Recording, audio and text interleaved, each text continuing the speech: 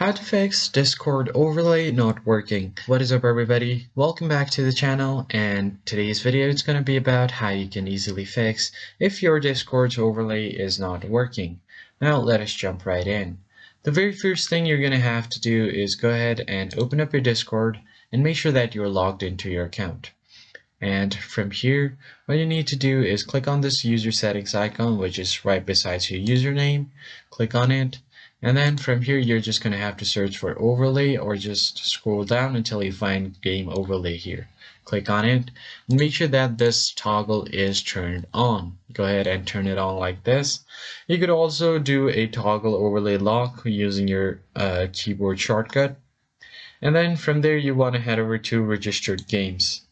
And from here, if it's showing no games detected, then what you're going to do is click on add it, and you can just search for some games. So for example, if I just search for Google Chrome, if you find the result here, you can just click on it and add your game from there. And if the toggle overlay is turned off like this, as you can see on my Roblox, my toggle overlay is turned off. So I'm just going to have to turn it on like this, and you'll have to do it manually for all of your games. So this is the first method. And now the second method is to actually check for your Discord if it's running as administrator or not.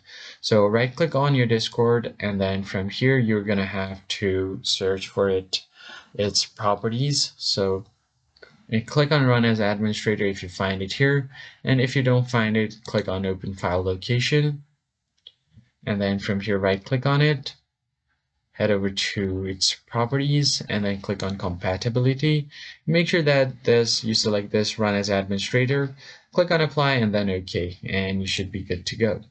And the last thing you can try to do is contact Discord support if this is not working. So just search for Discord support on any of your web browser. Go ahead and open it up and search for Discord support. Click on the first link that you see, and they will help you out with your problem. And that's pretty much it. I hope you found this tutorial helpful. I'll catch you guys on the next video.